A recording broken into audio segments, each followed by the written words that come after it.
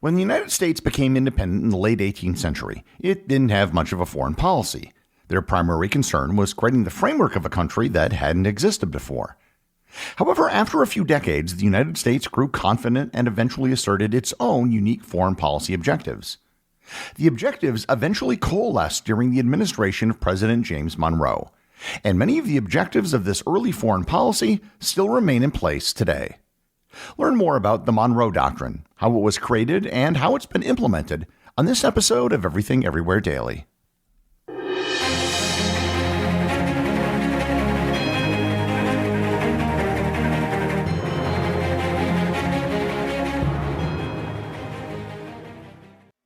This episode is sponsored by BetterHelp.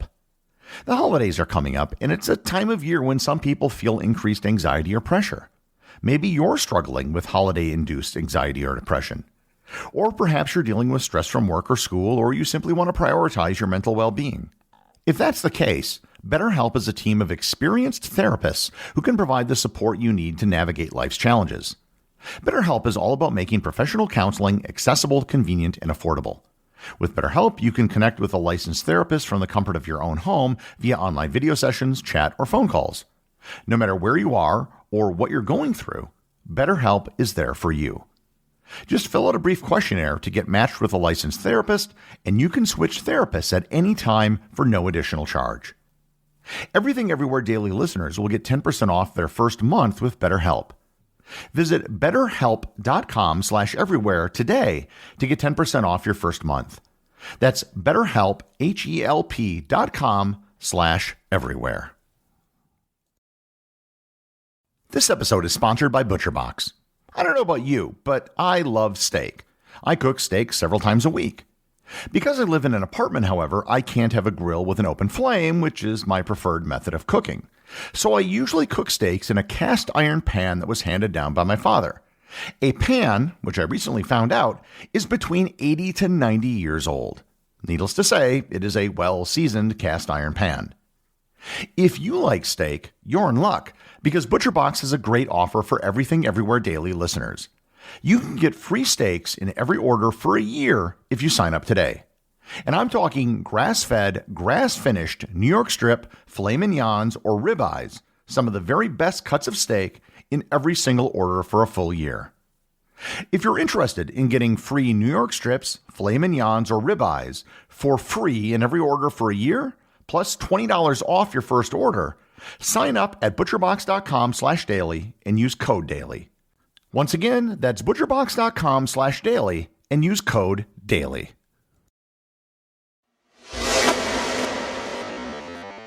In the Republic's early days, the United States foreign policy was pretty simple. In those early years, everything revolved around a few European countries, primarily Britain, France, and Spain, but also the Netherlands, Russia, and Portugal as well. Despite being located far from Europe, everything around them was controlled by those countries.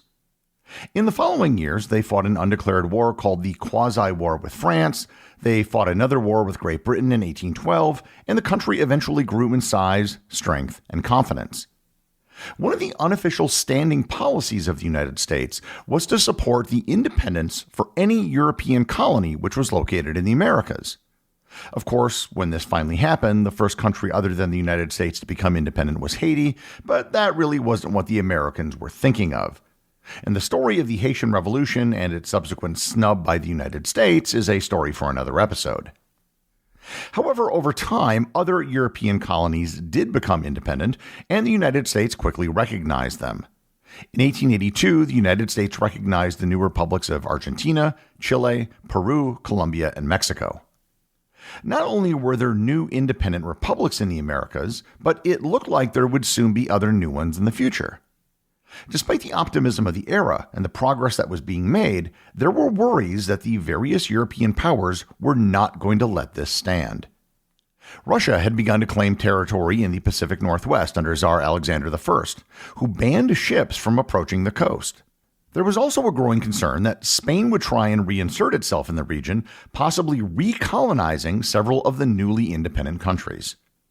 The British also shared these concerns, although their interest in the region was different than that of the Americans. The British were playing great power politics and didn't want to see their rivals regain any of the territory that they had lost. Nonetheless, the British and Americans did have a confluence of interests at the time on this topic. Neither country wanted to see continued European meddling in the Americas. The U.S. president at the time was James Monroe. Originally elected in 1816, he was reelected in 1820 and basically ran unopposed. The Federalist Party had collapsed, and his Democratic-Republican Party was the only party to put up a national candidate. Monroe won the electoral vote in every state, and the only reason he didn't win unanimously in the Electoral College was due to a handful of electors who just voted for random people. It was known as the era of good feelings, but in reality, it was a short-lived era of one-party rule. The dominance of the Democratic Republicans gave Monroe a great deal of leeway in setting policy. He and his Secretary of State, John Quincy Adams, considered issuing a joint resolution with the British against the establishment of any new colonies in the Americas, but eventually decided against it because they weren't entirely certain of British intentions in the region. And just as a side note, you may recognize the name John Quincy Adams as that of the 6th President of the United States and the son of President John Adams. By his own admission, he was a pretty lackluster president. However, many historians rank him as the greatest Secretary of State in American history. And one of the reasons why he's considered such a successful Secretary of State was because of the events outlined in this episode. Monroe and Adams eventually decided to make a unilateral statement regarding the United States policy for the Western Hemisphere. In his address to Congress on December 2, 1823, President Monroe outlined the new doctrine in U.S. foreign policy, which became known as the Monroe Doctrine, although it was largely written and developed by Secretary of State Adams. The original Monroe Doctrine had several major parts. First, the United States would not interfere with existing European colonies in the Americas, but European powers were warned against establishing any new colonies in the Western Hemisphere. Second, the United States would not interfere in the internal affairs of European nations, and in return, European powers were expected to refrain from interfering in the affairs of independent nations in the Americas. And third, the United States asserted the right to defend its interests and ensure the security of the Western Hemisphere against external threats. Basically, President Monroe said that the Western Hemisphere was a separate sphere of influence and that Europe should stick to Europe. When the Monroe Doctrine was announced, the United States had very little ability to actually enforce it. Compared to the major European powers at the time, they didn't have the Navy or Army to back it up. However, the British did. The British supported it simply because it hurt their enemies. As countries became independent in the Americas, they could establish their own trade policies with the British rather than being stuck in a colonial mercantile system.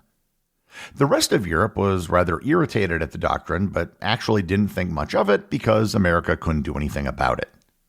The other newly independent countries in Latin America were generally supportive of the idea of Europeans keeping out of the affairs of countries in the New World, but were also somewhat suspicious of the intentions of the United States.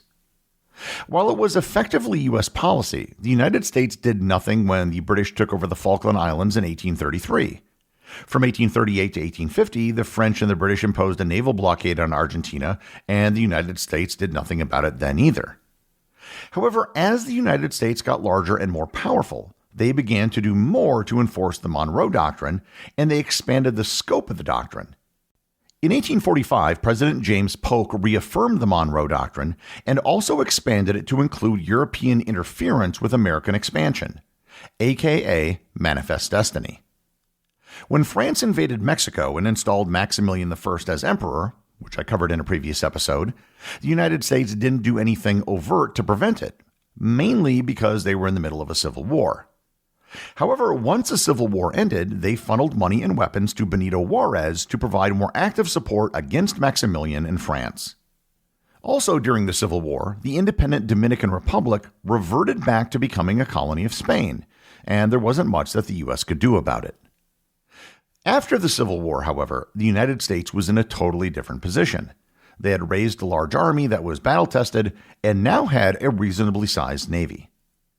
Beginning in 1870, President Ulysses S. Grant and his Secretary of State, Hamilton Fish, began to enforce the Monroe Doctrine more actively.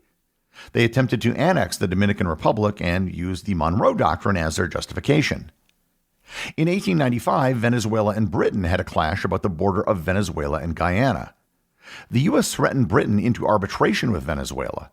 The Secretary of State under President Grover Cleveland, Richard Olney, sent a message to the British which said, quote, "The United States is practically sovereign on this continent, and its fiat is law upon the subjects to which it confides its interposition." End quote. In 1898, for the first time, the United States actually used military force against a European power in the very brief Spanish-American War. Entering the 20th century, the United States did not abandon the Monroe Doctrine. In fact, they doubled down on it. In 1904, President Theodore Roosevelt announced an extension of the Monroe Doctrine, which became known as the Roosevelt Corollary. The first part of the Roosevelt Corollary held that the United States could prevent European creditors who threatened to use the military to collect debts in Latin America. Moreover, Roosevelt went even further and stated that the United States could interfere in the domestic affairs of other countries in the hemisphere in order to prevent European powers from doing so. As he stated before Congress in that year, quote, "In the Western Hemisphere, the adherence of the United States to the Monroe Doctrine may force the United States, however reluctantly, in flagrant cases of such wrongdoing or impotence, to the exercise of an international police power." End quote. This became known as the Big Stick Policy. The United States began military interventions in several Latin American countries over the next several decades, including Cuba, Honduras, Panama, Haiti, the Dominican Republic, and Nicaragua. Many of these interventions went on for years. For example, the United States presence in Haiti lasted from 1915 to 1935. President Roosevelt modified Theodore Roosevelt's Big Stick Policy and decided to take a less aggressive position, which he called the Good Neighbor Policy. During the Second World War, the United States unilaterally extended protection from invasion by the Axis powers to the entirety of the Western Hemisphere, although to be honest, there was no immediate threat of invasion. After the war, the United States changed its strategy, not abandoning the Monroe Doctrine, but willing to show a more multilateral approach. The Organization of American States was founded in 1948 under the auspices of the United States. The OAS was intended to be, quote, "a multilateral regional body focused on human rights, electoral oversight, social and economic development, and security in the Western Hemisphere." Not surprisingly, the headquarters of the OAS is located in Washington, D.C. After the war, with the rise of the Cold War, the focus of the Monroe Doctrine shifted from preventing further European colonization to preventing the spread of communism. As in the early 20th century, once again, the United States implemented the Monroe Doctrine, oftentimes through direct military intervention. The biggest failure of the Monroe Doctrine during this period was the Communist Revolution, which took place in Cuba in 1959. Soviet-supported revolutionaries overthrew the government of the American-backed Cuban dictator Fulgencio Batista. The Monroe Doctrine was a large part of what was behind the U.S. response to the Cuban Missile Crisis. To ensure the Cuban Revolution didn't repeat itself, the U.S. was behind anti-communist efforts all over the Western Hemisphere. This included sending troops to the Dominican Republic in 1965, supporting a coup in Chile in 1973, supporting resistance fighters in Nicaragua in the late 70s and early 80s, and an invasion of the tiny country of Grenada in 1983. In 1971, when President Richard Nixon announced the war on drugs, the Monroe Doctrine was invoked in the fight against drugs and narcotics, even though it had nothing to do with European or even foreign involvement in the Americas, which was the original premise of the Monroe Doctrine. This resulted in American involvement in fighting drug cartels in countries such as Colombia, and eventually a full-blown invasion and regime change in Panama. By the 21st century, the United States had officially declared that the Monroe Doctrine was dead. The concerns of European meddling back in the 19th century or even during the Cold War no longer existed. Many of the interventions of the 20th century ended up backfiring against the United States, which ended up causing even greater problems for U.S. foreign policy. But the interesting thing is that for almost 200 years, one of the foundational elements of American foreign policy was made by the fifth President of the United States and his Secretary of State, who would later replace him. Despite the policy evolving and morphing over time, turning eventually into something quite different than what it was originally designed to do, American foreign policy, going well into the 20th century, all began in an attempt to stop Spain from trying to recolonize the Americas. The executive producer of Everything Everywhere Daily is Charles Daniel. The associate producers are Peter Bennett and Cameron Kieffer. I wanted to give a big thanks to everyone who supports the show on Patreon. Your support helps me put out a new show every day. And if you're interested in Everything Everywhere Daily merchandise, Patreon is currently the only place where it's available. And if you'd like to talk to other listeners of the show and get notified of future episodes and projects, please join my Facebook group or Discord server. Links to everything are in the show notes.